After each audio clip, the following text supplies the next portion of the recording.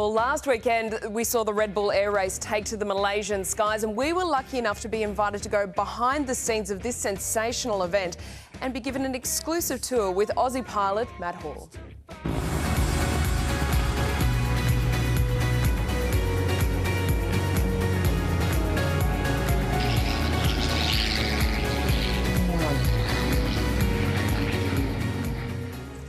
Hi, I'm Matt Hall, and this is a special behind-the-scenes look at the Red Bull Air Race in Malaysia. So race day for me, typically we're racing in the afternoons, so I'll generally have a little bit of a sleep in. I won't pressure myself to get out of bed at any particular time. Once I'm up, typically I'll eat whatever I can, because you'll often have a bit of butterflies. It's a funny sport because I guess once again it's like Formula One, that there's one person that everyone hears about and there's one plane that everyone's looking at. But it very much is a team sport. We've got Eric is doing a huge amount to the aircraft. We've got Dave is basically making sure that I'm in the right place, right time, and organised and protected mentally and physically. We've got Peter sitting at the back looking at all the telemetry data and tactics and advising me where I can improve and where I've made errors that I can fix.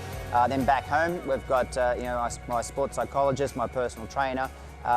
We've got my bank manager, and so everyone is involved trying to keep the team up and running. And at the end of the day, it's I'm just at the pointy end, trying to get through the track as cleanly as I can.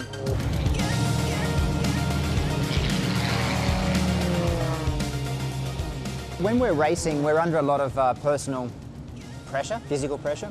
We're in the track, sometimes up at about 400 kilometres an hour. We're rolling the aircraft about 400 degrees a second, and we're pulling this year 10 times the force of gravity. So that means me, with all of my equipment on, I weigh about 850 kilos in the cockpit, which I've got to be able to sustain life at that. So we wear a G-suit, which assists when I'm straining against the G. It assists keeping the blood out of my legs, up in my head, which is a needed item.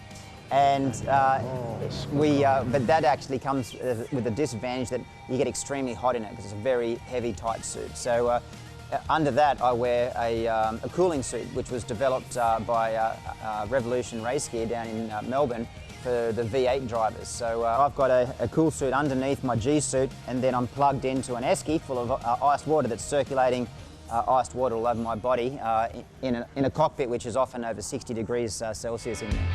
It's up to 320 kilometres per hour. Massive speed from the Australian. Absolute commitment. He's really dialing in here. I was in my mid-30s. I was a wing commander in the Air Force, and I started wondering, what happens next? I think a job in Canberra and a desk.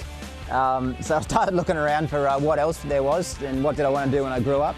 And we just sort of got talking to some air race people, and when they discovered that I already flew planes like this on the weekend, I was a fighter pilot, been in combat, I've dealt with a lot of pressure and performance, low-level ops and everything in my life. They went, it'd be interesting to see how you go in this. Do you want to have a crack at it? So I said, why not? It's an opportunity I won't get again. So we threw our hat in the ring, and it all seemed to work out.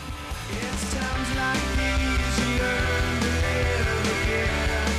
It's times like these you give and give again. Bloody good stuff. So anyway, personal best on the last race. That's exactly how we want it to run. So some fast times out there, but we're only a couple of hundredths of a second off Hannah, so that's a good thing. And we proved the MX. This is the first time I've had two MXs on the podium. Most RAAF pilots, when they leave the RAAF, they go and join the domestic. Could you imagine him up there with Qantas, doing loop-de-loops? Everyone would lose their lunch. Thank heavens, Matt, you didn't make that decision. How amazing that Matt wears that liquid-filled suit and he's plugged into an esky. I know a few blokes who are plugged into an esky.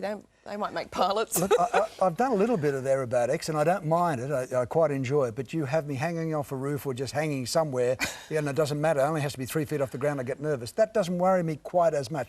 Having said that, I'm yet to experience the likes of Matt going through the pylons and so forth. But very, very skillful. Great flyer. And thankfully, he didn't decide to fly domestically. No, we're all safe here this morning.